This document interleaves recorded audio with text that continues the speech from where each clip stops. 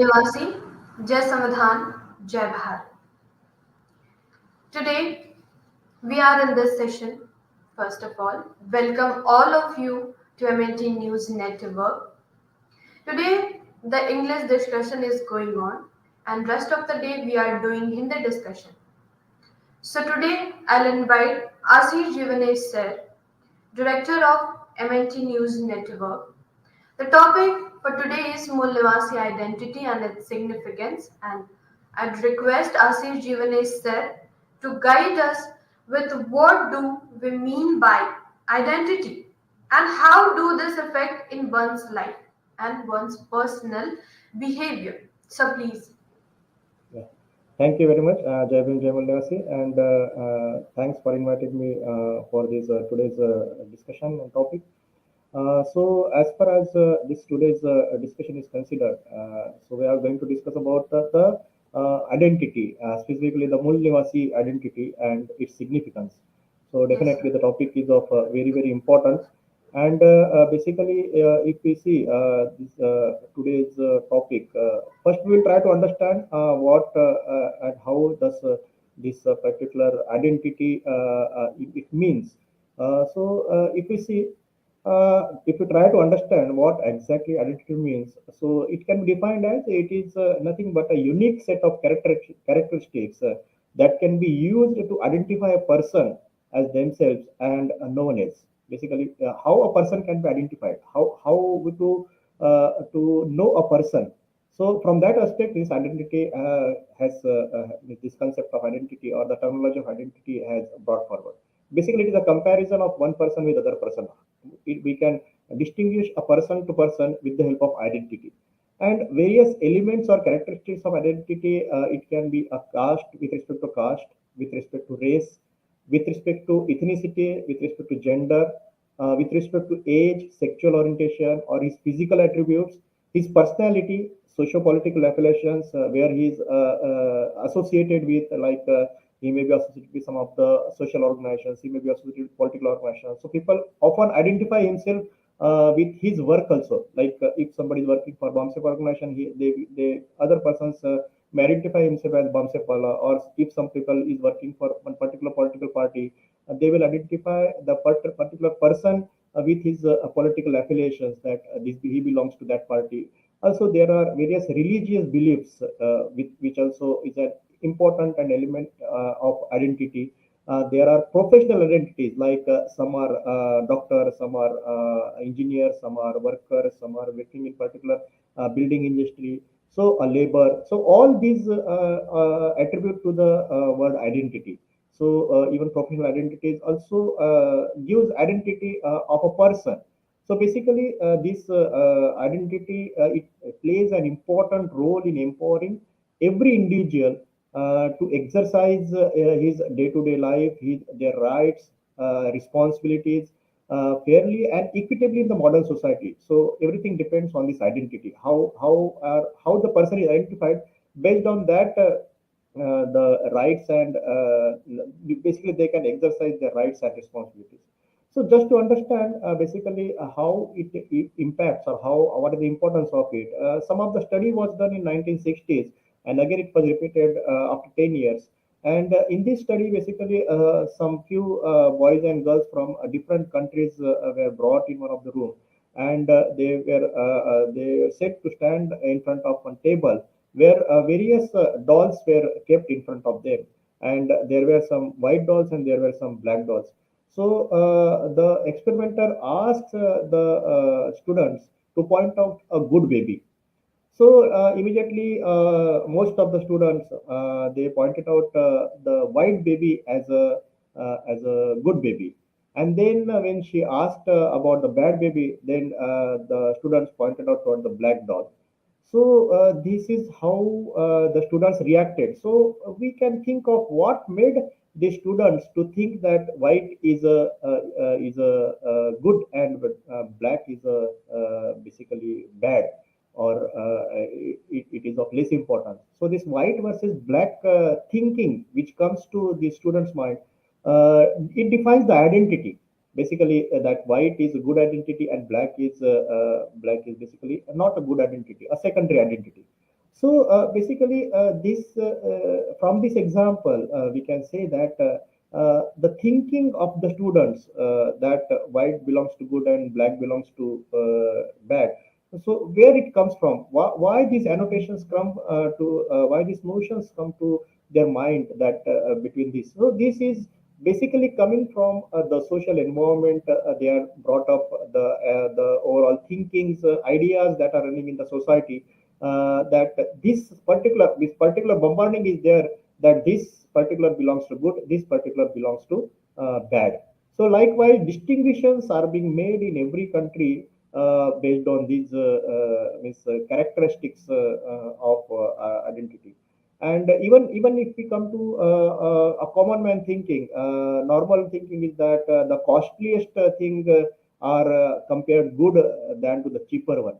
So how do person feel that costliest things are always good and the cheaper things are always not comparable with the costliest one? So these all are notions, basically thinking of a human mind to think that what is good and what is bad, who is good and who is bad. So these all are with respect to identity. So it is basically it is formed by one's own personal features. So if we see how it affect human behavior, so definitely it will affect, because it will affect your self concept, your sense of value, your sense of self esteem. It will also affect your sense of perceived control. It remembers the hierarchy in the society, that there is a ladder of power. Somebody is holding the power, somebody are in the supreme position, and somebody are not in the supreme position. So basically, these all notions are defined by this identity. So this identity is very very important, and that plays a very important role in one's behavior, or one's means how a person can live his day-to-day life. It is defined by their identity. So that's why it is very very important to understand about this particular concept, and to see how this basically to what extent it impacts the overall behavior of a person. Yes, For yes, sir. Shall we go to the next question? sure. And my next question is, what is history of identity and how it was evolved, and how our forefathers discussed on this particular concept? Matlab, what is the concept that goes to their mind for our forefathers, and they have discussed this particular concept for us? Yeah, very good question. Actually, it's very, very important to understand how it is evolved, or how it has come to present generations. Basically, if we go to the literature, old literatures like Rigveda, Upanishada, Manusmriti, Mahabharata, and all the old literatures which were created in a very age-old time, that has defined the human identity.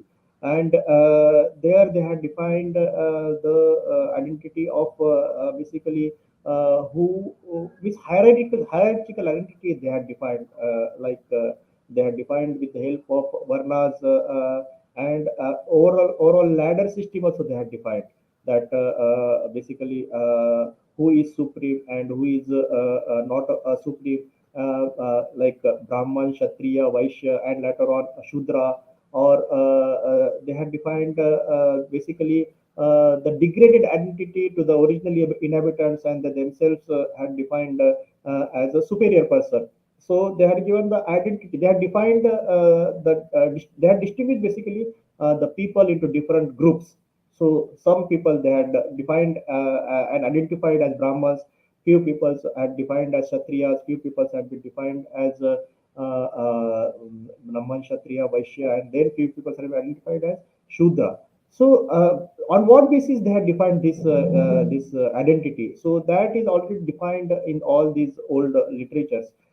So basically, this identity of degradations of this particular caste, which belongs to a majority in our country. So this is coming from this who had developed this particular system. So basically, if we see the Aryan invention theory, then even Dr. Babasaheb Ambedkar had also explained in various volumes and literatures how this has been evolved and what is the history of it. So basically, if we see the particular few people who were very in minority, they wanted to rule, and they wanted to rule not for a small time but for a longer time. So they developed a system. They developed criteria to rule the country for the majority of their time. So therefore, they defined this system, and they defined the rules and regulations for each and every individual who is grouped in this particular system. Like they have defined some rules for Brahmas, they have defined some rules for Kshatriyas, they have defined some rules for Vaishyas, and they had also defined the rules for Shudras. So basically, based on these rules and regulations defined by few minority people, that is how it was initiated, it was evolved. And then if we see the development after that, so after this degraded system that was established in our society, when we see the historical aspect from Siddhartha Gautam Buddha, he also tried to understand the sufferings of the people, why people are suffering from various things. So when he tried to understand that, he found out that there are majority of people who are in one common category, and they are basically the sufferers of this system. And then he identified them as a Bahujan, and he had given the concept of Bahujan Hitai, Bahujan Sukhai. So basically, Bahujan means many, means majority, and Bahujan Hitai, Bahujan Sukhai, basically what it means that it is for the happiness of the many and for the welfare of the many. So it gives the message that these peoples are the majority of the people, and he wanted to work for such a concept, so that the majority of the people should be happy, and there should be welfare of the majority of the people. So basically, Gautam Buddha, after he attained self-realization, gave sermons to his disciples, and the first sermon that he delivered to his five disciples was the Dhamma Chakka Pavata Sutta, meaning the turning of the wheel of the Dhamma, which was further interpreted as Bhujan Hita and Bhujan Sukha. So in his first sermon also, he had elaborated this system of Bhujan. So basically, this again is identity given to our people who were suffering from this social system. So Buddha, according to his dictum, excessive luxury and excessive work were both to be shunned in order to achieve this particular aspect of welfare and prosperity among majority of the people. And that's why he called for a madhyam marg, or middle course or path, to assure the welfare and progress in the life. So after this initial conceptualization of this four varna system, Buddha came up with the identity of a Bahujan, or majority people who are suffering from this system, and these people should a system should be there in such a way that the majority of the people should be happy, and the majority of the people should work for their welfare. So this is how the concept was evolved. Even after that, this concept, if we see in the All India Radio also, when it was established in 1930, they also came up with this slogan of Bahujan Hitai and Bahujan Sukha, and their motto was to work in nation's masses in the fields of education, information, and entertainment at one of the largest institution in the world. And even the emblem which they had formed, they had inscribed this particular wordings so that it can pass on the message. So we can say that this aspect, or this concept of Bhojanita and Bhojan Sukha was a concept based on the identity that a particular group of people are there who are suffering from this aspect. Even after that, if we see Rashtrapita Jyotiba Phule, when he studied this particular system, and he also challenged this particular system, and particular these whatever is there written in this all the old literature of Rig Veda, Upanishad, this Manusmriti, Mahabharata, and he tried to explain by challenging all these people, because he questions how the creator Brahma managed that time to do all these creative works of the world, since to reproduce four purushas or four varnas from our body parts. Means basically he tried to, he challenged, and he tried to get a solution, basically answer for this, that as far as the normal technological thinkings are considered. Basically, it cannot be possible that within the four parts of the body, four people can be created. Basically, it cannot be, and he told that yeah, one has to go through menstruation for almost around 16 months in a month, and he not only rationally questions and expose the lies in the Purushastra, but also insulted the focal point of Brahminical traditions, which considered a menstruating body as a impure. So basically, he tried to challenge based on the natural things, that how it is possible to get such identities. And even in his book Gulam Giri, he had given this concept after challenging that there are people who are, and to define the clear identity between the masses of sufferers, and who are imposing the particular overall system on them. So he identified them as basically Shedji Bhajji versus Shudra Tishudra. So he tried to define the groups within the society into two categories of Arya Shedji Bhajji. Basically, Shedji Bhajji are the people who are the beneficiaries of this system. So that is also an identity. Shedji Bhajji is an identity to identify that among these social system, these are the people who are the benefiters of the beneficiaries of this system. And the Shudra, Ati Shudra are the people, are the identity given to those people who are again suffering from this social system. So that was the identity it was created. So again, it was based on the majority of the people, that these particular majority of the people are suffering from this system. So that concept of Bahujan, which was followed by that concept of Bahujan Hitai Bahujan Sukha, evolved by Gautam Buddha. It was carried forward by Jyotiba Phule, and he tried to define the category in his own identical identities. With Shudra, Ati Shudra are the people, are the Bahujan people, are the majority people who are basically the sufferers of the system, and other people, others who are beneficiaries. So he tried to define between beneficiaries versus the sufferers of the system. So that was again as a part of historical evolution after Buddha, then Jyotiba Phule. Then after that, even if we see the movement of Santas, even Ravidas, Sant Ravidas movement, if we try to study social movement, if we try to study, he also given the concept of establishing a Raj, which will have basically happiness within majority of the people. So he said in Hindi that ऐसा चाहूँ राज में जहाँ सबन को मिले अन्न. मतलब he tried to say that I am imagining of such a state where every individual will be benefited with a food, every individual will get a food. So that was the identity he tried to establish. So that again narrates to the Bahujan identity, that Bahujan people are the people who are sufferers, and all these people should get the minimum basic requirements of food.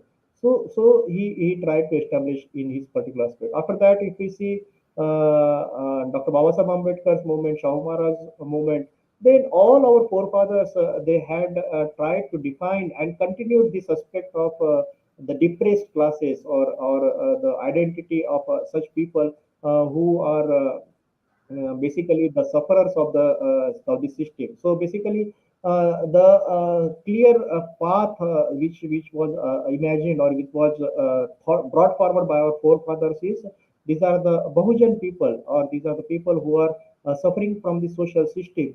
So this majority of the people they are kept aside this system. So basically, this system was carried forward. But after the independence, if we see, there are various crises, or various discussions among these identities, because after India got freedom, there was various rights given to these people in the form of the constitution. So various rights were given to bring these people in the main fold of the society. And but after that, again in the media, which was even governed by most of these people, they tried to establish or limit our forefathers to some particular caste. And even Dr. Babasaheb Ambedkar was taken into the media as a Dalit leader, and they tried to identify with the name. Always they were trying to identify him as a Dalit leader, and they perpetually tried the economic as well as the media and electoral politics that he is a Dalit leader. So basically, if we correlate these terminologies with the overall involvement or with the overall aspect of his overall involvement, then if we try to understand this particular word, the word Dalit reflects the stigma attached to the caste system, and it gives the humiliating degradation of the human personality. And even it was used to some extent by the political leaders to gain some advantage among the a particular caste. But if we see the overall involvement of Dr. Ambedkar and his overall work that has been done, then we can see that he was not a leader of a particular section of the society, but he was a leader because he spoke for women, he spoke for OBCs, he spoke for scheduled castes, scheduled tribes, and the majority of the people who were suffering basically. So, but even there is a continuous discussions or communicate, or there are some confusions with the help of this identity as Dalit identity versus Dr. Babasaheb Ambedkar's thinking. So, if we see Dr. Babasaheb Ambedkar's, he never used the word Dalit as an identity.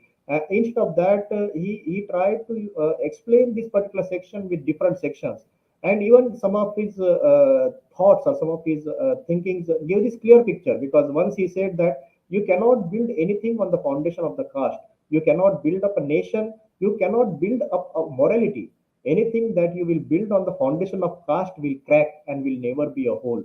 So what he wanted to say through these the wordings or through these lines, that caste system or caste identity is not the one that will uplift you. So you cannot build anything on the foundation of the caste.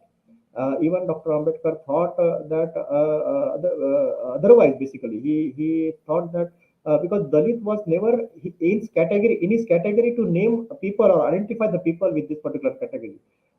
He in fact constructed positive and respectable identities. Basically, if we glance through his literature, in his writings, he progressively discarded and outrightly rejected the idea of Dalit wordings or Dalit politics.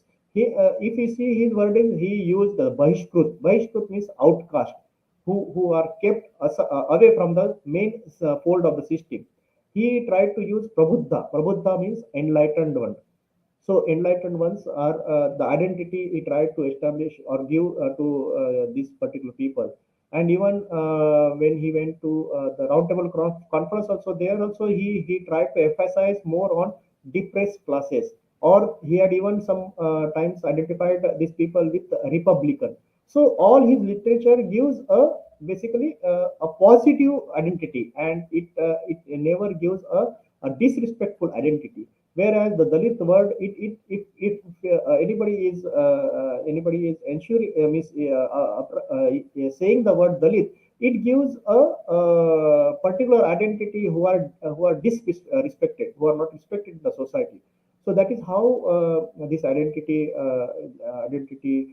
plays a role. And in if we see in various of his speeches, also he had clearly tried to explain. Even if he goes through his volumes and even his books, basically what Dr. what Gandhi had done to the untouchables, or who or the even the this who were Shudras, or who were the who were the depressed class persons. So all his literature, he emphasized more on not on the Dalit identity, but identity of depressed classes, or a section what was identified by Buddha, by our forefathers. So same aspect he carried forward, and he used this particular aspect of overall Bahujan concept basically. So if we see right from start of the evolution of this history of identity and what our forefathers thought. So Buddha, Baba Sahab, Shahu, Ravidas, or any of our Periyar, or any of our forefathers, they try to identify ourselves with respect in the society. So basically, this is how till date, basically the majority of the people who are sufferers of this system, they are identified as a Bahujan, and that is carried forward till today. Even the social organizations like BAMSEF, who had established to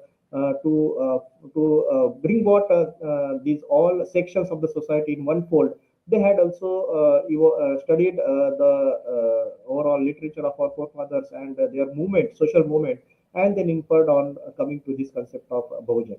So that is how this overall concept or historical developments of this particular concept got evolved. Okay, sir. Moving to our next question. With the reference to Mulnivasi identity, whether this identity is accepted all over and where it stands. Yeah, basically, this is a very important question, and there are various aspects that are related with today also. And today also, there is no straightforward acceptance to this particular concept or to this particular identity, because many of the Bahujan Samaj people, they are against the Mulnivasi concept. So, if we try to understand why they are against the concept of Mulnivasi, then we will come to know that basically this there are various things. First, we will try to say that BAMSEF as an organization, they had evolved this concept based on the theories or the social movement that our forefathers had run. And what I explained earlier, this is the same one. Basically, Mulnivasis are the indigenous people of this country who are the sufferers of this system and who are the basically kept away from the system for thousands of years. So they are identifying all these groups under the Mulnivasi concept.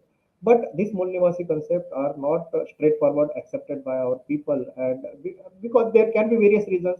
Some of the reasons can be they don't know their true history. That's why, because history is not written by us or by the people from this particular community, but most of the history which is taught in the curriculum, it is written by these people who are the beneficiaries of this system. So why they will try to write the true history? Because that if they are trying to not get benefit from this concept, then they will hide the true history and they will put whatever is beneficiary to maintain their system. So that is one of the reasons that it is not wholeheartedly accepted by the entire society. And there is second thing is that there are the formation of groups like scheduled caste and OBCs, and they had made their thinkings like scheduled caste always think that OBCs are doing the majority of the atrocities on them, and OBCs are thinking that scheduled caste are the degraded people. So these thinking also try to divide the sections of this particular society who both are the sufferers from the system, but since they don't know the history and their mental this is captured by the Brahmanical theories, so they are behaving or reflecting this particular aspect on them. And they also scheduled caste particularly, they are followers of Ambedkarism and they believe in Ambedkarism. So they try to restrict Dr. Ambedkar within their section, and they propagate him as that he is their leader and not the leader of OBC. So this also has a hindrance in creating the Bahujan society or the Mulnivasi society. And even just to defend or just to target some of the organizations, some of the peoples are against the social organization like BAMSIP, and they try to create confusions within the society. So these are some of the questions basically why this is not getting accepted. So today the world is going through the phase of revolution, and various uprisings in the various countries are going on. So there is revolution and counter-revolution in the past, and today also it is taking place. But in the modern era, when we see almost for the last 170 years since Pule Shah Ambedkar movement has started, and contemporary to Pule Sahab's period, when the slaves were enjoying slavery till today, there have been considerable socio-economic developments among the Bahujan Samaj people. And today, if we see these particular developments, then there is some development, but this development in thinking, that is very very less. Basically, only 2 to 3% of the beneficiaries of this movement, Pule Shahu Ambedkar movement, are only they are benefited, and they are only trying to understand this particular aspect. And the rest of the people are in abject poverty, or they are deprived with basic human rights and still living a miserable life.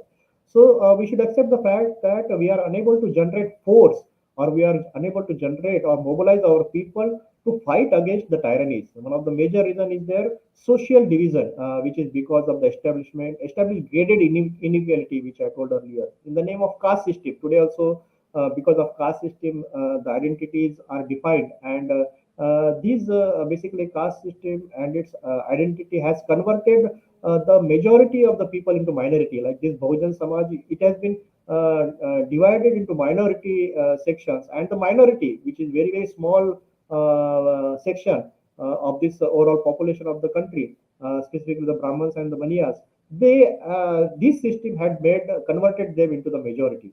So basically, this caste system identity is has converted majority into minority, and minority into a majority. So, considering this aspect, BAMSE for its associate outfits, they have relaunched this concept of Mulnivasi, which was originally started by Phule Sahab, Baba Sahab, and even Siddhartha Gautam Buddha. So basically, the Brahmins and Baniyas took a cognizance of it, and they know the impact of this Mulnivasi concept, and with their usual strategy of creating confusions among the Bahujan Samaj people, they had launched a furious debate on the Mulnivasi concept. Recently, if we see, these people are trying to make various debates and try to confuse the people, and they also tried to propagate more on the Dalit identity rather than the Mulnivasi identity or the Bahujan identity. And we have observed that some of our own people are also they are against this concept, and they follow the basically they are attracted towards what Brahmins or Baniyas are saying, because of the impact that they try to understand only from one aspect of what they are telling, but they don't want to analyze it, what our forefathers had said or what their literatures had said. So basically, this is how the Mulnivasi concept has little resistance in the society. So if this continuous bombarding or continuous awakening is brought with respect to the social movement, or the messages or the literature that our forefathers had given to us, then definitely this will make effect. And even Dr. Baba Ambedkar said that those who don't know their history can never make history. So it's very very essential to understand, to know our history, what our forefathers had said, and how this concept of identity has evolved, and which concept will benefit to which particular sections of the society. So that is very very essential. And our true history is, as I said, it is not included in our syllabus. So basically, whatever is there in the syllabus, students get to know about the history from the syllabus, and that's why that makes their mind to think what is there in the syllabus. So it is the duty of the people who first who are the sufferers of this system, to understand this particular our own history, and rewrite the history as per our forefathers directions that they had given. And if this syllabus is get included with our true history, then definitely there will be an impact on overall identical this crisis, or identity concepts that needs to evolve in the society. Most of our people are not aware of the exact materials or the books which our forefathers had brought forward. So definitely, when a Brahmin is writing a particular literature or particular article, it will give a different annotation, and when a particular person from that particular community is writing, it will give different annotations. So basically, confusions are created by Brahmins by writing more and more literatures. So the confusions are created, and confusions leads to the confrontation, and confrontation leads to the division, and ultimately this division leads to surrendering ourselves before our enemy. And that is the reason that our most of the intellectual class, they get surrendered because they don't read their own books written by their forefathers, but they whatever comes to in front of them, they accept that one, rather than going analyzing what is there behind the concept. So definitely, if you read a book on Shivaji Maharaj written by Maratha Seva Sangh and a book written by Purandare, you will find lot of contradictions between the same two books. So a person who is defining this particular criteria or particular this one, it will have different message basically from both the books. So that is how this gets reflected, and even our literature class, literate class, though they are educated, but social education is where they are lagging, and since they are not having the social education, it is means they surrender themselves. So that is the reason, one of the reason that this particular aspect is not, or this particular concept is not getting established within the society because of these resistances.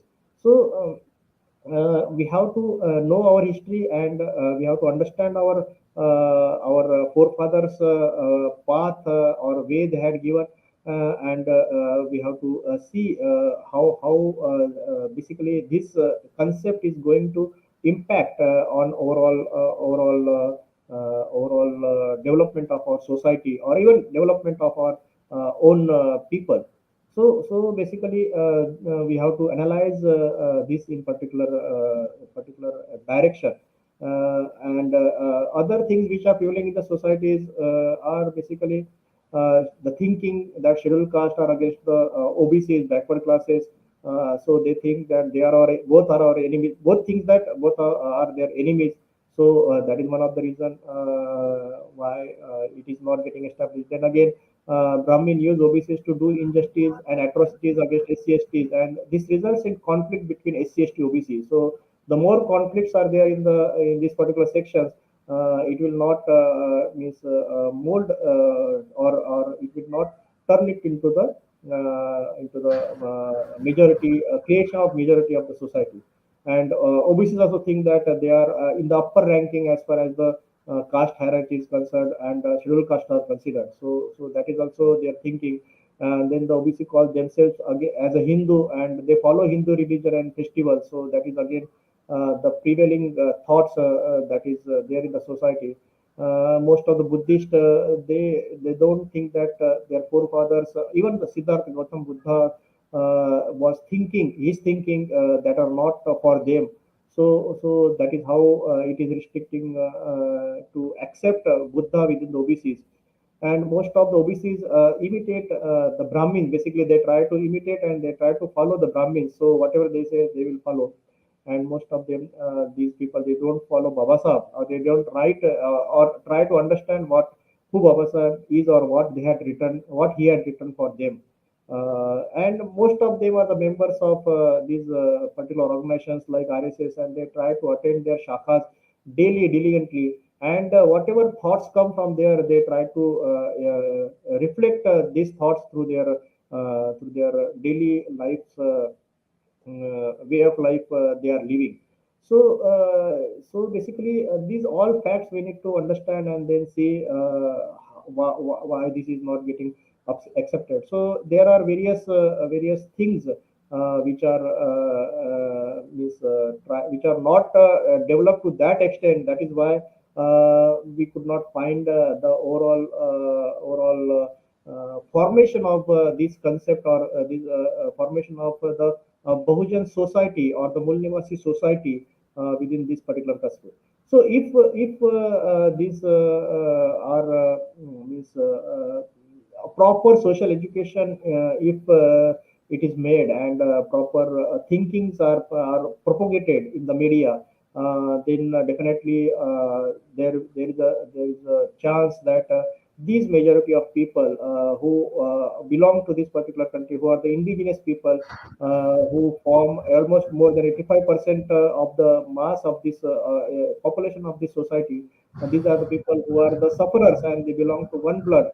I think definitely all these things will try to evolve towards the formation of a society which Buddha thought, which Ravidas, Sant Ravidas thought, which Dr. Babasaheb Ambedkar thought, or all our forefathers thought, that can change or it can basically move towards this particular aspect of forming the overall aspect of overall aspect of creation of this society of a majority of people, for and they can then rule for them, and they can evolve for this particular aspect. So this can be happened with various ways. So there are various ways are there. So one is basically the socio-political awareness that needs to be brought. Now the beneficiaries of this social organizations are only 2 to 3%. So these 2 to 3% people has to take a call, and they have to lead the society to generate more and more awakening within the society for this concept, in getting this concept accepted, this majority concept accepted by the people. Then there are various, as far as India is a democratic society, and it is governed by the constitution, which itself has given various rights to the citizens of this country. So that is again a part of a democratic system. So even politics is a part of this political is this overall democratic system. So definitely there also people has to capture that particular that power, and they have to evolve some system or evolve some concepts regarding this Mulnivasi, this particular concept, and then they have to establish that one. So basically, how Mulnivasi concept can counter the caste system? Mulnivasi concept basically gives the sense of oneness. That is, we all belong to one particular community. It tells that the foreigners are still present in our country. Means Mulnivasi versus non-Mulnivasi, indigenous people versus non-indigenous people. That gives clear identity, like Shetji, Bhajji, and Shudra Tishudra. That is clearly derives a margin between our enemies and our brothers. So clear-cut margin, clear-cut demarcations can be there with the help of this Mulnivasi concept. It gives us our true and lost identity. So this is the, as our forefather said, this is the identity, and our lost identity. We can bring it back. And also it integrates us with a unique and most powerful bond of fraternity and brotherhood. And also it leaves no scope to our enemies to infiltrate and thereby sabotage our movement. Means basically infiltration can be avoided with the help of this concept. It leaves no scope to our enemies to create any confusion. So confusions also can be avoided. It reminds us to our ancestors who had established the most rich and heritage civilization on this particular earth. So we have a very huge and rich civilization or rich heritage with us, that also will create a positive impact. It gives a proud feeling of honor, because this creates a self-respect. We are the people who are the resident of this country. We are the original inhabitants of the country. So definitely that creates a proud feeling. It gives us and our people the confidence of attaining and regaining the same civilization back. It gives us the strength to live one fold to a new identity. Basically, now whatever the identity is there among the majority of the people, that is Hindu identity. So it will give us a strength to come from that fold to the new identity of Mulnivasi. So Baba Sahib has given the identity of Buddhist. Even I mean, basically, our OBC brothers are not happy with the Hindu identity, and they are trying to, when they are made aware, they are trying to shift or they are trying to embrace other religion, so that that religion which will get benefit to them. And it also segregates the 15% corporate rulers against the 85% innocent ruled ones, because these were the people, 85% were the Mahojan people who were ruling this particular country. So that gives clear segregation, and this concept it counters and would annihilate forever the most heinous system on this earth, which is there for prevailing for the last thousands of years. So that also system can get break because of this. So we are the warriors of this country who has been blessed with the strongest enemies on this earth. Let us all join together to fight this ideological war, to emancipate our Mulnivasi Bhojans from the tyranny of Aryan Brahmins once again. So basically, this Mulnivasi concept is the concept which is going to convert in particular way, so that if this really happens, then these sufferers can again become the rulers. So that is how it can benefit the society of the sufferers. Over to you. Yes, sir. Sir, not, last but not the least, we want you to convey some special message to our viewers on this particular topic. Yeah. Basically, whatever I tried to explain, that whatever concepts will can be there in the society, but we should, every individual should try to understand how majority of people can get benefit, irrespective of whatever identity or whatever concepts are prevailing in the society. We should think of others. We should think of the sufferers. We should think of the we should not think of the beneficiaries. If we are continuously thinking of the sufferers who are basically suffering from suffering in the society from others, then definitely if every individual is thinking for others, what our constitution also says, basically constitution also in its preamble says that we have to form a society based on the Buddha's concept of Bahujanita and Bhojanita, or whatever this society based on liberty, equality, fraternity, and justice. So where everybody will get justice, the society or that type of country we have to form. So every individual has to think. He should not create confusions within our societies with some particular aspect. No, no, no. Dr. Babasaheb Ambedkar had said that Dalit is a identity, and we should take that only as our identity, and we should not think of, see, whatever is ideas are coming in the society, we should keep it away. We should only think that every individual should only think that how I can be beneficial to others, and every if the same person who is thinking the other way, that he should think that how I can get benefit, then definitely we can form a society based on our forefathers' vision. We can form a society as per our constitutional preamble, and we can form a society which can benefit to us as well as our society. Thank you very much. Thank you, sir. Thank you for this wonderful session. We are blessed from. Thank you for from MNT News Network for giving such a special discussion to us and lots of information. Thank you. Yeah, Jai Bhim, thank Jai you. Mulnivasi. Jai Bhim, Jai Mulnivasi, Jai Sarvata. Thank you for inviting.